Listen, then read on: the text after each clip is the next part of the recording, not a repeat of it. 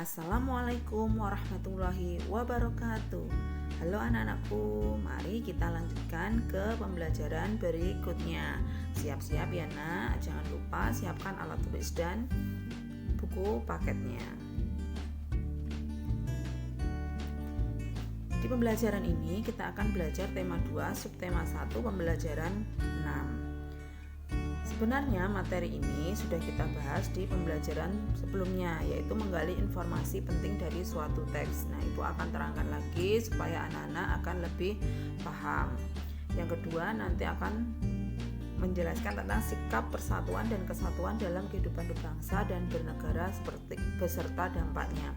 Kita akan fokuskan yang kemarin sudah di lingkungan sekolah, nah kita ke lingkungan masyarakat.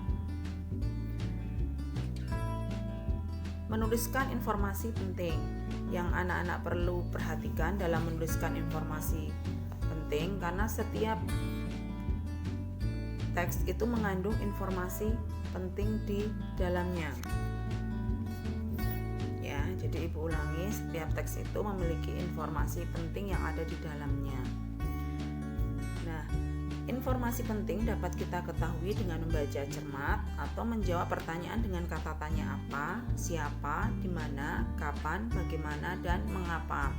Anak-anak, di pembelajaran sebelumnya sudah kalian bahas dan sudah kalian kerjakan dengan kata tanya apa, siapa, di mana, kapan, bagaimana, dan mengapa.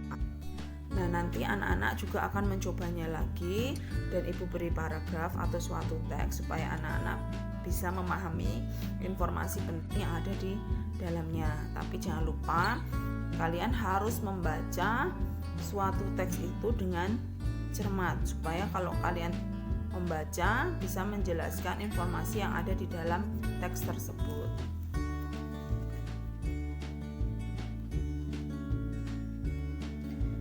Kita lanjutkan, yaitu pelaksanaan nilai-nilai persatuan dan dalam perbedaan di lingkungan masyarakat. Nah, perbedaan suku bangsa, agama, budaya, serta pendapat di masyarakat itu menciptakan keberagaman.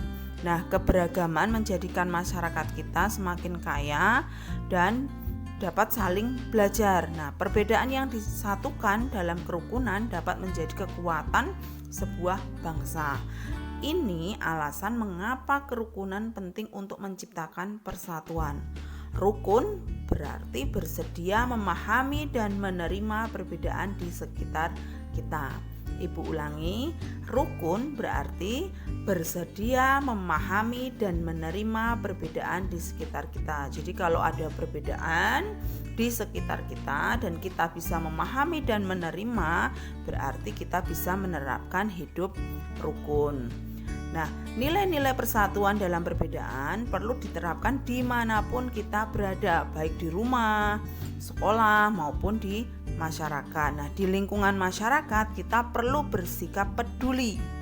Kita harus membantu tetangga atau kawan kita yang memerlukan bantuan. Meskipun berbeda suku atau agama, kita juga perlu bersikap toleran di lingkungan masyarakat. Jadi toleransi di lingkungan masyarakat. Nah, Ibu akan berikan contoh pelaksanaan nilai-nilai persatuan dalam perbedaan di lingkungan masyarakat. Yang pertama, membantu korban bencana alam tanpa melihat latar belakang mereka. Jadi kita kalau ada orang yang terkena korban bencana alam, kita membantu. Yang kedua, mempersilahkan orang lain untuk beribadah sesuai agamanya. Yang ketiga,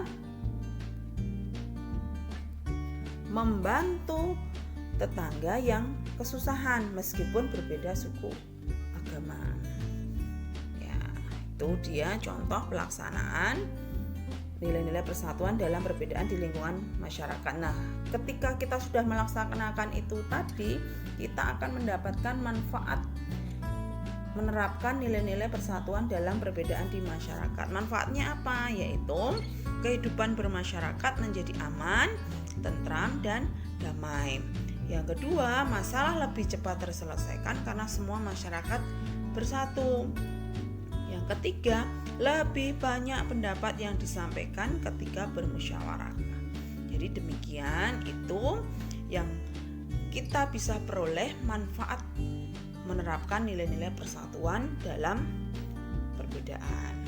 Demikian anak-anakku, mudah-mudahan di pembelajaran ini kita bisa menerapkan ilmunya di kehidupan kita. Contohnya kita harus menerapkan kerukunan atau perbedaan yang ada di dalam lingkungan kita.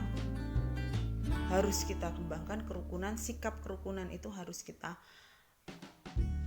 ada. Jadi jangan sampai kita bersikap egois. Nah, demikian anak-anakku pembelajaran hari ini, mudah-mudahan bermanfaat. Ada kekurangan, Ibu mohon maaf.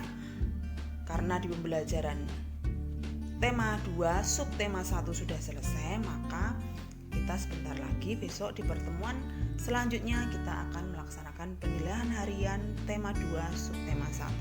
Jadi tolong dipersiapkan. Terima kasih. Wassalamualaikum warahmatullahi wabarakatuh.